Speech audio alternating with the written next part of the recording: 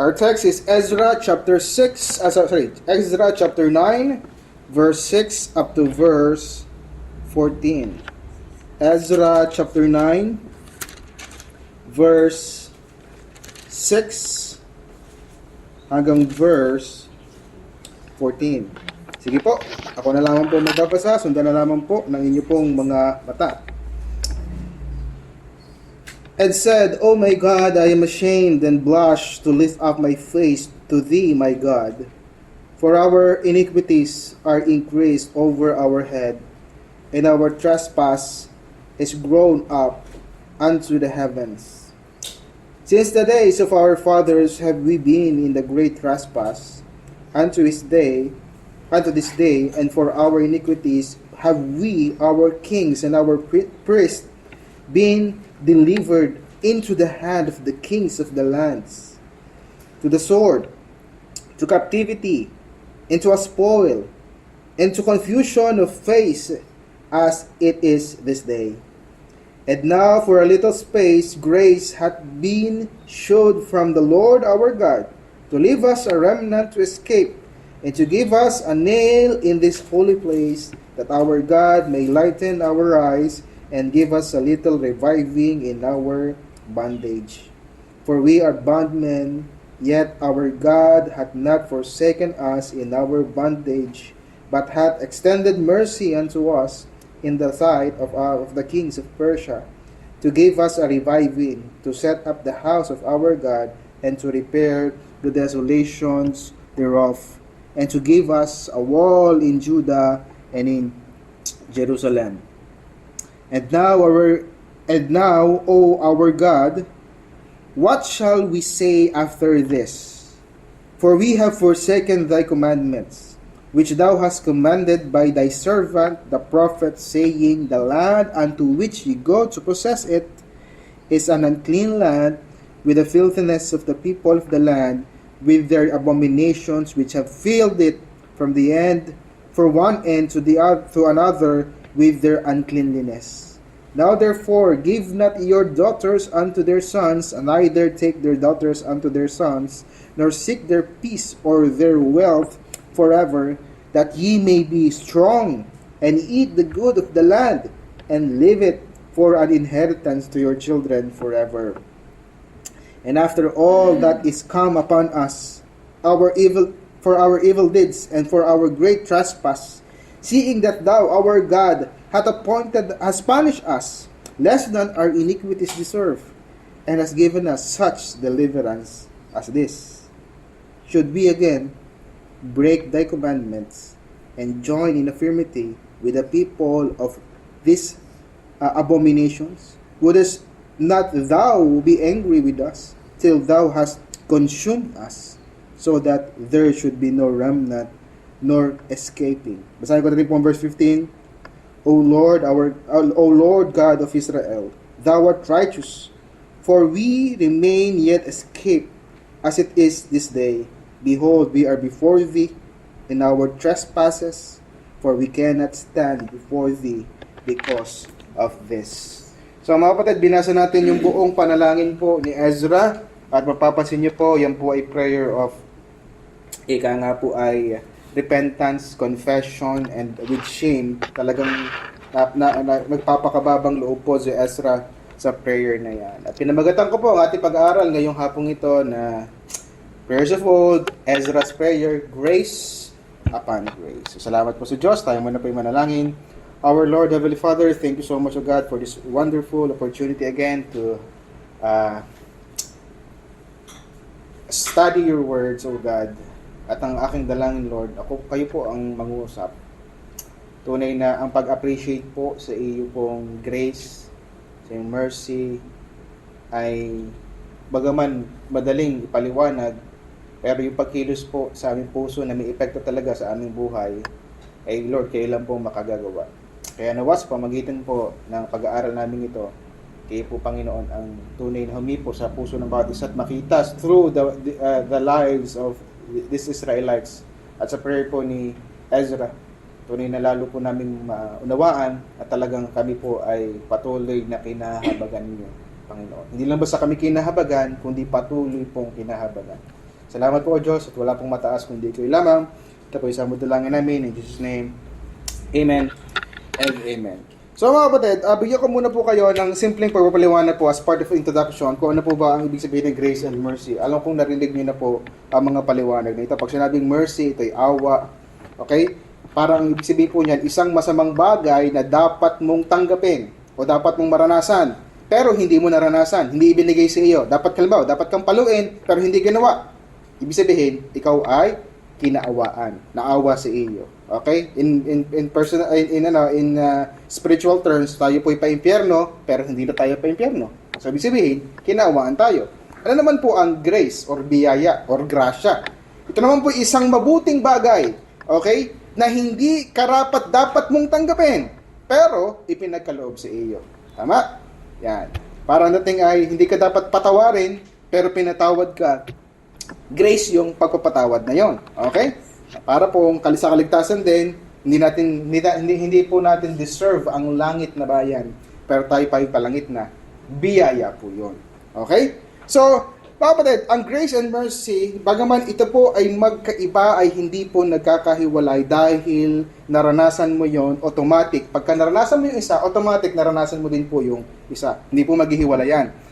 At sa maiksi nating pagsilip, mga kapatid, nais kong ipakita kung bakit tayo inutusan ng Bible to grow up in grace. Okay? At mas makita din natin ito kung kikilalanin natin ang tao sa tayo mismo mga tao sa liwanag ng kasulatan.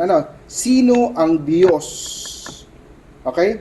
Sino ang Diyos na ito sa panalangin ni Ezra? Mas lalo po ninyo makikita, mga kapatid, ang talagang malaking biyaya ng kaligtasan na naranasan nyo through this prayer. Okay? So mga kapatid, part pa rin ng introduction, mamaya tayo papunta sa ating text. Ito po ang ultimate demonstration po ng grace ng Diyos. Pansinin niyo yun, ha? Romans chapter 3 verse 24. Being justified freely by His grace through the redemption that is in Christ Jesus. Alam niyo po, isa po yun sa nga po powerful na verse sa Bible. Kasi mga kapatid, alam niyo pinakikita ng verse dyan, being justified freely by His grace. Mga kapatid, alam niyo po, kung kayo po ay isang English, kung kayo nga po ay meticuloso sa grammar or sa mapapansin niyo dyan, meron po something dyan na redundant. Okay, bakit? Kasi ang grace po, free na. Tama? Ang grace ay free. Pero ang pagkakabanggit pa dito ni Apostle Paul, free pa yung grace. Yung grace daw ay free pa.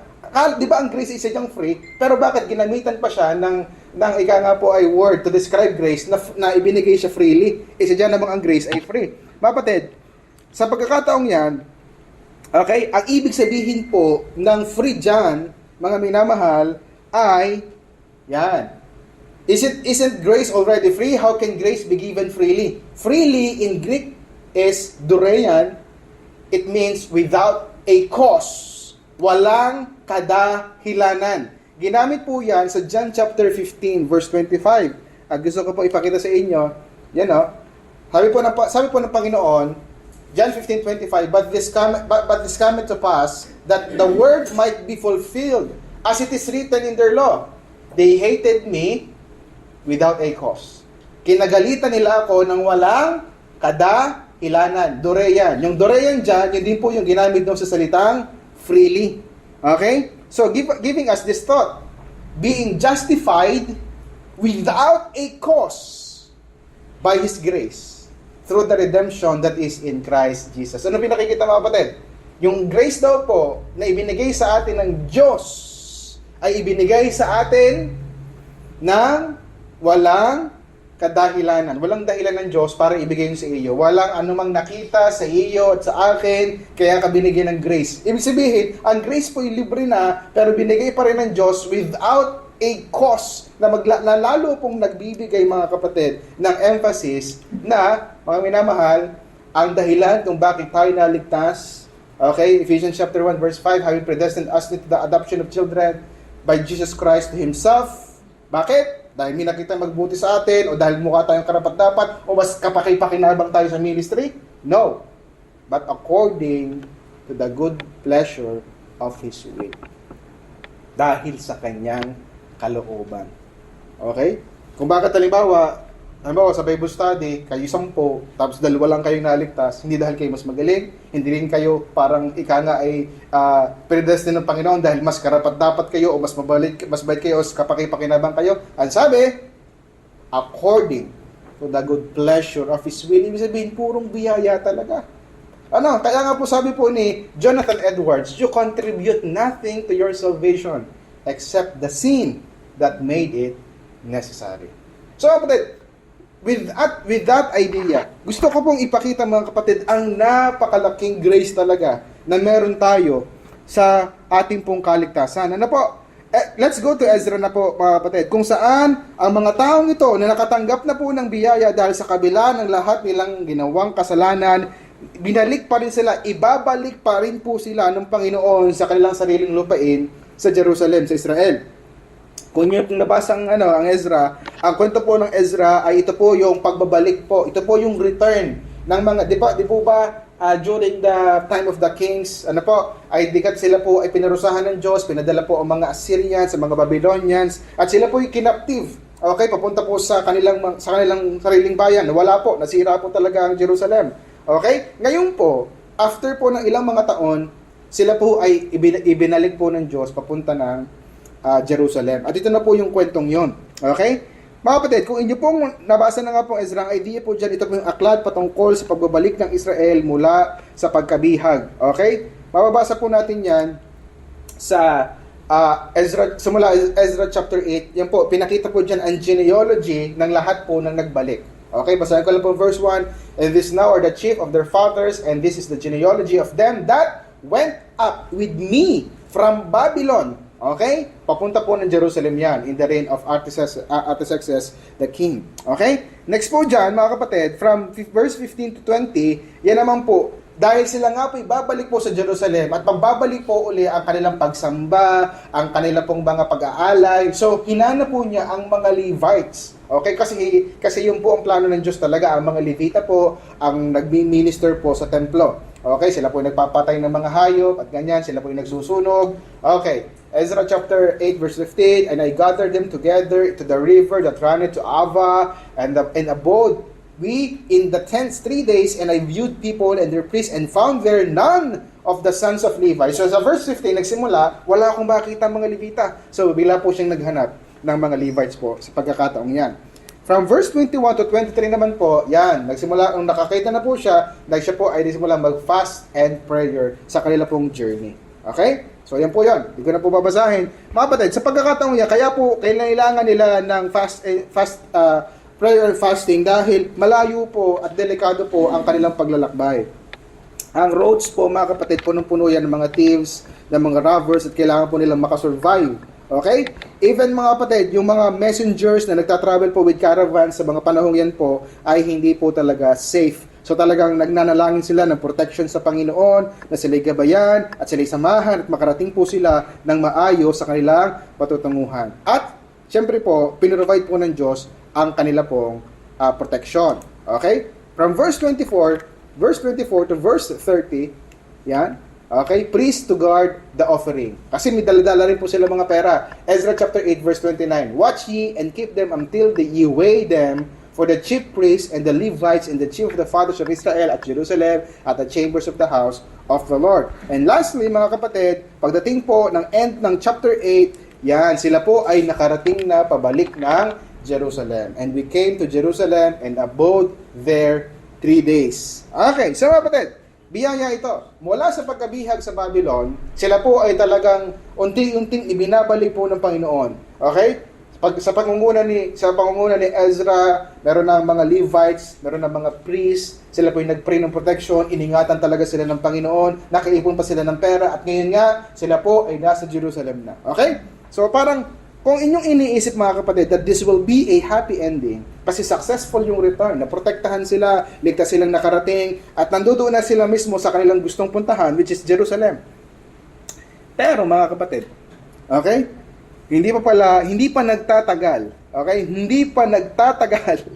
Okay, ay may nakakapanlumo ng balita na dumating kay Ezra at diyan po nagsimula yung ating chapter 9. At alam niyo po kung anong narating na balita kay Ezra? Ezra received the bad news. Di ba, nagstay sila ng 3 days sa Jerusalem? Tingnan po yung bad news na nangyari.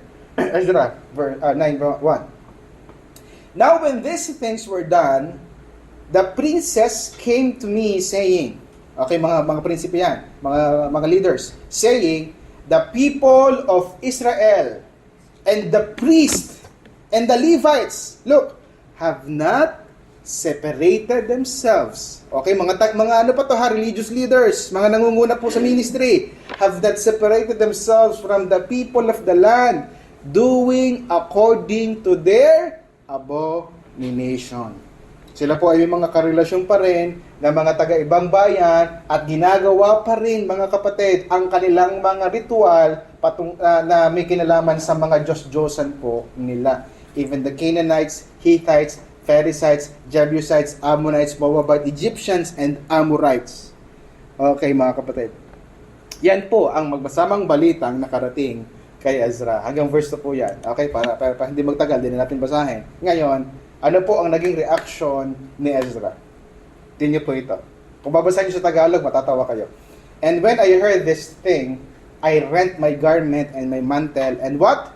Plucked off the hair of my head and of my beard. Kahit naman English, intindihin niyo na. Tama? Talagang siya'y nabugnot, ginabutan niya ang kanyang sarili at ang kanyang balbas ay kanyang hinila sa sobrang dismaya sa kanyang nabalitaan. And sat down astonished. Talagang siya'y nagulantang. Okay? Paano ba naman mga kapatid? Hindi niyo masisisi si Ezra. Kababalik pa lamang nila sa kanilang sariling lupain. Buti nga't sila'y binuhay pa. Buti nga't sila'y kinahabagan pa. Dahil nga, kaya sila napapunta ng Babylon dahil pinalo na nga ang buong Israel dahil sa kanilang kasalanan, kasi sa kanilang mga Diyos-Diyosan, kasi sa kanilang pakikipagrelasyon sa ibang bayan at hindi pagsunod sa salita ng Diyos, nung sila'y ibinalik na uli sa Jerusalem, ay ito na naman at nagsimula na naman ang kanilang mga pagkakasala. Okay? Grabe po talagang yan, matindi talaga ang nasa ni Ezra dito. Yan. Okay, kung tingin niyo si Moses ay ika nga po ay stress na sa mga Israelita, even Ezra, mga kapatid, ayan po ang kanyang naranasan. At ang kakalungkot pa, mga kapatid, ay alam niyo po bang yan ang dahilan kung bakit sila nga po ay naparusahan? Yan pong part na kung saan sila po ay nakipag-ano sa mga ibang bayan. Tingnan po sabi ng Deuteronomy chapter 7 verse 3 and 4. Neither shalt thou make marriages with them, thy daughters thou shalt not give unto his sons, or his daughters shalt thou take unto thy son. For I will turn away thy son from following me, and they may serve the other gods. So the anger of the Lord be kindled against you, and destroy thee suddenly. Okay? Kasi nga, kaya bakit po ayaw ng Panginoon doon sa bahagi ng pakikipagrelasyon sa iba? Dahil ang sabi ng Panginoon, dadalhin ng mga taong yan ang aking mga lingkod. Kayo, palayo sa akin at papunta sa ibang Diyos. Okay? So yun po, ang minamahal. And then pagdating po ng verse 6 to verse 5 to 15 po pala, yan. Ito na po nagsimula yung prayer, mga kapatid. Dito na po yung prayer. Okay? At this point, mga kapatid, nanalangin si Ezra after niya ma-stress, after niya bunutan ang kanyang sarili, hilahin ang kanyang balbas at maupo dahil siya nagulantang sa balita, imbis na siya ay mag-rant, imbis na siya ay magwala, imbis na siya ay magdabog, imbis na kanya saktan ang mga taong ito, nagpray po si Ezra. Okay? At mababasin natin dyan, so verse 6, ang sabi niya, basahin ko na pala kung anong kanyang gesture. In the evening sacrifice, I rose up from my heaviness. Having rent my garments and mantle, fell upon my knees, and spread out my hands unto the Lord my God. Talagang nakaganyan po siya sa taas ng kamay. Okay? And said, Oh my God, I am ashamed, and I blush to lift up my face to thee. My God, hiyang-hiya siya, hindi daw siya makatingin sa langit.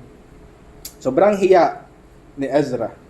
Imagine, mga kapatid, kasi isipin nyo parang nakakahiya talaga sa bahagi ni Ezra bilang tagapanguna dyan. Kasi parang winalang halaga nila ang kabutihan ng Diyos. Sabi ko nga kanina, biyaya na nga lang, sabi nga ni Ezra sa babanggitin niya, biyaya na nga lamang na may natira pang remnants from Babylon para ibalik ng Diyos sa Israel. Pero ang ginawa ng mga remnant na yon, lalo ng mga tagapanguna, ay yung mga religious leaders at mga nagmi-minister po sa templo, okay, which is dapat sila pa yung inaasahan, mga Levites and priests, sila pa ang naggawa ng ganitong mga pagkakasal. Parang winalang kabuluhan, winalang halaga, yan ang biyaya ng Diyos. Mapadala niya, just isang saglit lang, ating pag-usapan po ang mga Israelitang ito. Okay? Alam natin, sila po ang, ayon sa Biblia, sila po talaga ang piling bayan ng Diyos. Nakalagay po yan, ang Lord's portion in His people, ye should be mine. Yan po, at tinutukoy po lahat dyan ay mga Israelites. Kaya nga po, it begs the question, anong meron sa Israel at sila ang piling bayan ng Diyos? Higit ba sila kung ikukumpara sa ibang bansa pagdating sa pagsunod? Well, we can say hindi. Okay? Meron ba silang higit na pananampalataya? Absolutely not. Okay? Well, kung napakalinaw ang sagot na no, alam natin at mababasa sa kabuuan ng Biblia na paulit at paulit at paulit po silang ang kanilang pagsuway sa Diyos. Ang termino pa nga po ng Panginoon, bayang matitigas ang ulo. Tama?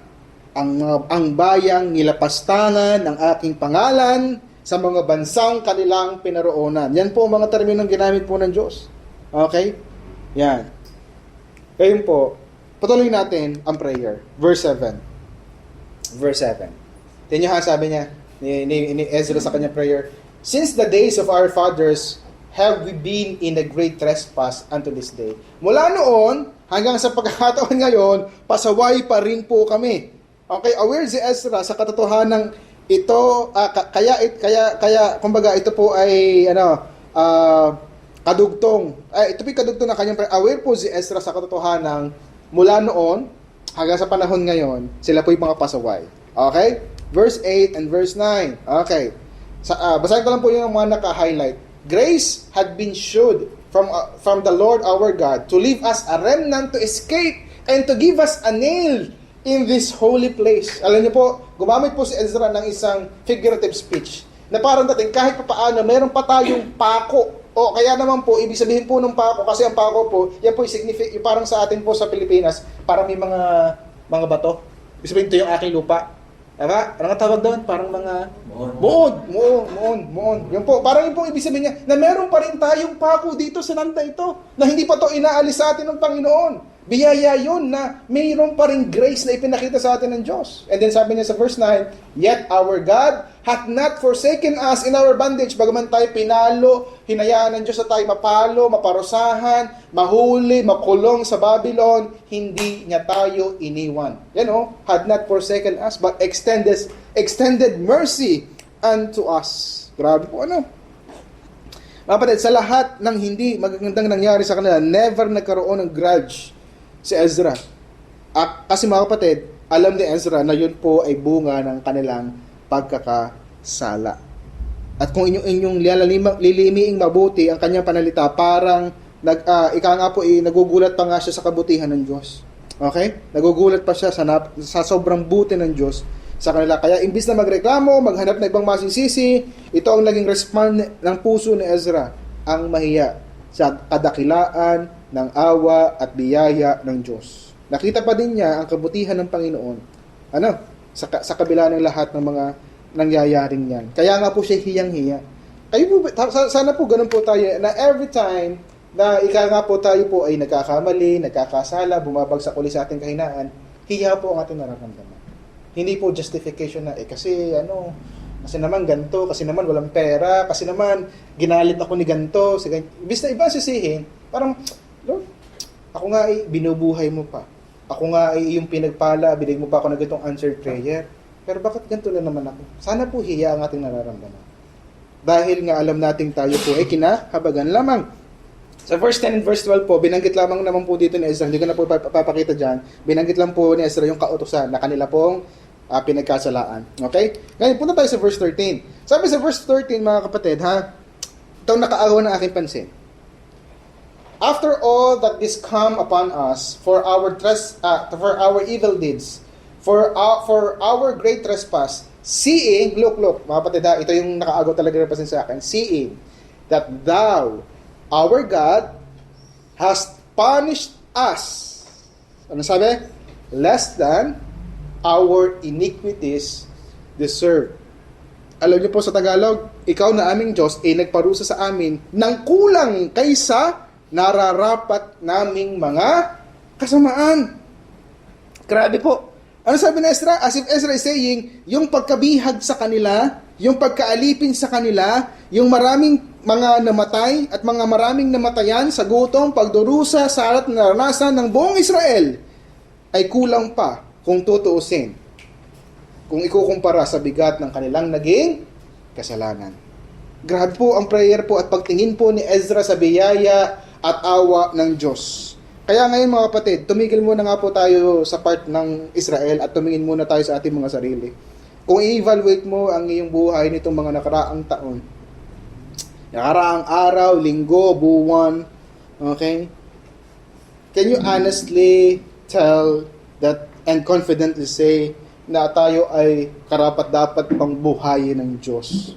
Okay? Mga kapatid, lahat tayo ay may pagkukulang, lahat tayo ay may kahinaan, lahat tayo maraming mga nagawang kasalanan at hindi natin kayang bilangin. At baka ngayon nga ay nagagawa pa rin natin ang ating mga kasalanan hindi dapat. Kaya mga kapatid, if makaranas man tayo ng palo galing sa ating Ama na nasa langit, bigyan ko ng example ha, halimbawa lang, kung mawalan ka ng work, Ezra said, kulang pa yan sa nararapat. Kung magkasakit ka man o magkasakit ang iyong mahal sa buhay, Ezra said, kulang pa yan sa nararapat. Kung may pangarap ka na nabigo, Ezra said, kulang pa yan sa nararapat. Kung nalugi ang negosyo, Ezra said, kulang pa yan sa nararapat. Kung na-heartbroken ka man sa kahit anumang kadahilanan, either yan ay sa exam, nawala ng mahal sa buhay, Ezra said, kulang pa yan sa nararapat. So maling response pala na pag kami naranasan kang hindi maganda, ang ating tanong ay, Lord, I don't deserve this. Kasi kung i-evaluate pa lang buhay mo, teka lang, kulang pa yan sa nararapat. Kung iyong titingnan ang iyong buong buhay at i-compare mo sa Bible, lahat tayo ay deserving ng much worse. Mga kapatid, tandaan niyo ito. Anumang masamang bagay na mangyari o nangyayari sa ating buhay, basta ito'y hiwalay sa impyerno, biyaya yan. Tama? Kasi lahat ng ating ginagawa, deserving ng parusa ng impyerno. Kaya pala si Apostle Paul ay nakapagsabi ng ganitong bagay. 1 Thessalonians chapter 5 verse 18, in everything give thanks. As in everything. Kahit po mamatayan, yes. Kahit po malugi, yes. Kahit masaktan, yes. Give thanks. Why? Kasi, okay, anumang bagay na hiwalay sa impyerno, biyaya pa rin. Okay? Buti nga tayo po ay nakapagpapatuloy pa. At ang nakakamangha mga kapatid, ito yung grace. Kasi kahit, halimbawa ha, minsan po kasi ito yung natitake for granted natin. Halimbawa, ay hindi naman kasi ako pinapalo ng Diyos, o ngay pinagpala pa, o ngay ganito pa. Kaya iniisip natin, tama lang ating ginagawa. Hindi, actually, grace yun. Buti nga, napaano natin sa kabila ng ating mga kamalian, kasalanan, hindi pagtatapat, pinagpapala pa rin tayo ng Diyos, narinig pa rin niya ang ating prayers, at sinasagot pa ang ating mga panalangin. Hindi para i-take for granted, kundi upang mahiya tayo. Yun po yung point. Kaya tulad ni Ezra, nahihiya siya. Kasi isipin nyo ha, kasi nga, nagkasala Israel pagdating nila, sila ba'y pinatay agad on the spot? Hindi. Kaya naramdaman ni Ezra, hiya. Bakit? Kami binigyan nyo na ulit, binabalik dito. Kami pasaway na naman. Yun nyo po. Hindi sila pinatay. Okay? Kasi alam niya, at nabasa niya rin sa Bible marahil, na may mga tao on the spot, pinatay ang Diyos. Tama? Nung nag-aalay sila sa golden calf, patay. Tama? O. Ano pa? Yung mga, sa panahon po ni sino to? Ni King David. Okay, si King David na nagbilang. Okay, bilangan nga, ilan ang aking mga kawal. Anong ginawa ng Diyos? Patay ang mga soldiers. Pwedeng gawin ng Diyos yun. Pero tingnan, hindi ginawa sa kanya. Ano, ramdaman ni Ezra? Paborito kami ng Diyos, hindi kami pinatay. Yung baka yung kanyang response, hindi. Hiya. Kasi alam niya, hindi siya karapat-dapat. Kaya po mga kapatid, biyaya po ng Panginoon sa atin yan, na that the Lord Jesus Christ have no sin, but He was made sin for us. Okay?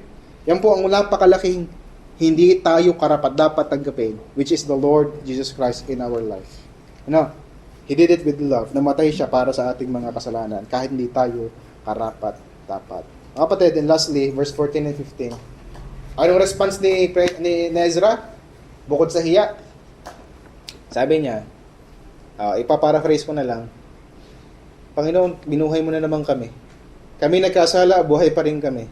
Anong gagawin? Ano sabi niya sa verse 14 and 15? Amin na naman bang sisirain ang iyong kautusan? Uulit na naman ba kami? Yan po mga kapatid, ang magandang mga response pag tayo po ay nakakaranas ng biyaya. Dahil kung tutuusin, mga kapatid, ito dapat ang mangyari sa atin. Psalms 130 verse 3 and 4, If thou, Lord, should mark iniquities, O Lord, who shall stand? Sino tatayo? But there is forgiveness with thee, that thou mayest be feared. Okay? Meron kang kapatawarang taglay na marapat kang katakutan. Isipin niyo yan, ano? Na yung awa ng Diyos ay magdulot sa atin ng takot at hiya. This is exactly what happened to Ezra. Grace na hindi inabuso, bagkus nagdulot lalo ng hiya dahil siya'y patuloy na pinatatawad ng Panginoon. So, salamat po sa Diyos, mga kapatid. Yan ang prayer po ni Ezra. Grace upon grace. Tayo po ay manalangin.